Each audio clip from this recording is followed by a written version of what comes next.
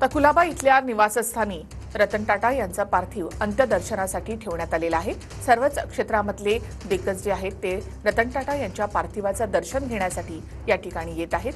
थेट आपण जाऊयात आमचे प्रतिनिधी कृष्णा सोनारवाडकर यांच्याकडे। कृष्णा, यापूर्वी आपण पाहिलं की सचिन तेंडुलकर यांनी सुद्धा रतन टाटा यांचं अंत्यदर्शन या ठिकाणी घेतलेलं आहे। आज प्रत्येकाच्या मनामध्ये ती हळहळ आहे, ती भावना आहे आणि इतरही क्षेत्रामधले जे मान्यवर आहेत ते इथे अंत्यदर्शनासाठी येत आहेत। पुढच्या अर्ध्या तासामध्ये रतन टाटा यांचा पार्थिव NCPA मध्ये ठेवलं जाणार आहे। निखिल, आपण पाहतो की पुढच्या अर्ध्या तासानंतर रतन टाटा यांचं पार्थिव हे कुलाबा येथील निवासस्थानावरून NCPA जे नरिमन पॉइंटला आहे तिथे नेण्यात येईल आणि त्यासाठी जी तयारी आहे ती सध्या केली जाते।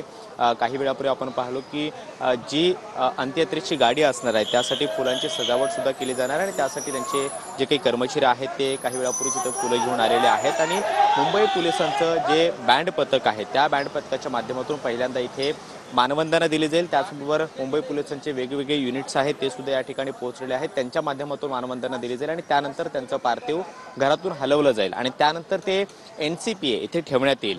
10 ते संध्याकाळी 4 वाजेपर्यंत त्यांचं रतन टाटा यांचं पार्थिव NCPA मध्ये असणार आहे, त्यामुळे सर्वसामान्यांना सुद्धा अंत्यदर्शन घेता यावं यासाठी ती व्यवस्था जी आहे ती करण्यात आलेली आहे आणि 4 वाजता NCPA मधून पार्थिव हे वरळीच्या दिशेने रवाना होईल आणि तिथे वरळीतल्या स्मशानभूमीमध्ये शासकीय इतमामामध्ये पारसी पद्धतीने त्यांच्यावरती अंत्यसंस्कार केले जाणार आहेत। रात्री त्यांचं निधन ब्रिजखंडी रुग्णालयामध्ये झालेलं होतं, त्यामुळे काही काळ तिथे पार्थिव ठेवल्यानंतर ते घरी कुलाबा इथल्या निवासाने आणण्यात आलेलं होतं आणि तेव्हापासून अनेक वेगवेगळ्या क्षेत्रातील लोक रतन टाटा यांच्या पार्थिवाचं अंत्यदर्शन घेण्यासाठी पोहोचत आहेत।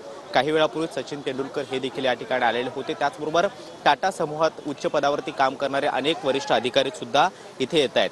घरी पार्थिव असल्यामुळं त्यांच्या ओळखीतला जो काही मित्रपरिवार आहे, जवळचे नातेवाईक आहेत, कुटुंबातील सदस्य आहेत, त्यांच्यासाठी अंत्यदर्शनाची सोय इथं करण्यात आलेली आहे। थोड्याच वेळामध्ये हे पार्थिव NCPA मध्ये ठेवलं जाईल आणि तिथे सर्वसामान्यांना सुद्धा अंत्यदर्शन घेता येईल याची व्यवस्था केली जाईल।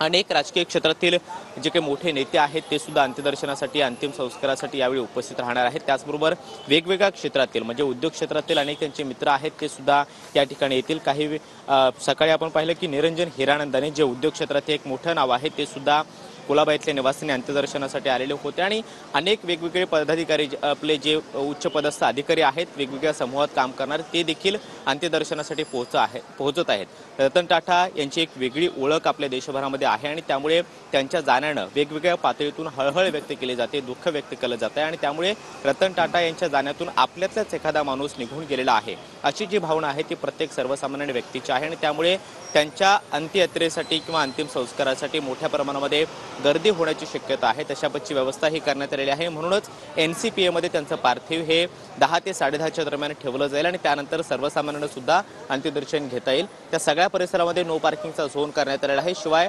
सर्वसामान्य लोक जे अंत्ययात्रेमध्ये सहभागी होण्यासाठी येणार आहेत त्यांनी पब्लिक ट्रान्सपोर्टचा म्हणजे सार्वजनिक वाहतुकीचा वापर करावा अशा पद्धतीचं आवाहन सुद्धा करण्यात आलेलं आहे। कुलाबाच्या निवासस्थानाची बाहेरची दृश्य आपण पाहतोय। काही वेळापूर्वीच मुंबई पोलिसांचं बँड पथक आणि एक युनिट हे मानवंदना देण्यासाठी इथं पोहोचलेलं आहे आणि आता थोड्याच वेळामध्ये त्यांचं पार्थिव राहत्या घरातून हलवून NCPA मध्ये नेण्यात येणार आहे आणि तिथे अंत्यदर्शनासाठी सर्वसामान्यांसाठी ते तिथं ठेवलं जाईल आणि त्यानंतर संध्याकाळी 4 वाजेपर्यंत नरिमन पॉइंटच्या NCPA मध्ये हे पार्थिव असेल। आता आपण पाहतोय की बँड वाजत आहे। अंत्यदर्शन जे काही थोड्याच वेळामध्ये पार्थिव हलवलं जाणार आहे त्यासाठी मानवंदना रतन टाटा यांनी अखेरची दिली जाते। मुंबई पोलिसांच्या बँड पथकातून ही मानवंदना जी आहे ती दिली जात आहे।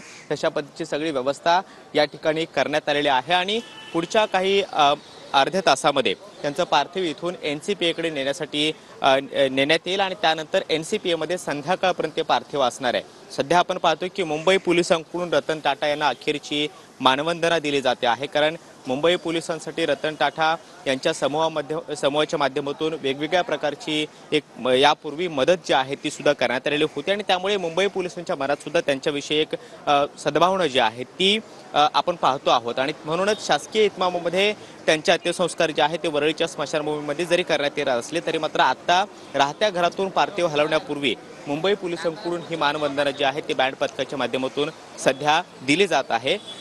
मुंबई पोलिसांचं जे स्वतंत्र बँड पथक आहे ते बँड पथक, त्याचबरोबर एक वेगळं युनिट या माध्यमातून ही मानवंदना देऊन रतन टाटा यांना अखेरचा निरोप जो आहे तो दिला जातो आहे.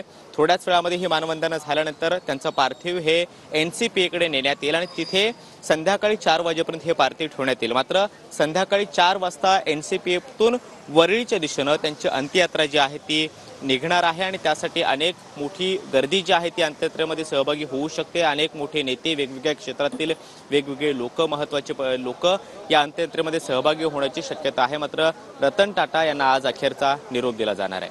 निखिला. नक्कीच. मुंबई पोलिसांनी रतन टाटा यांना मानवंदना दिली आहे. रतन टाटा यांच्या निवासस्थानी ही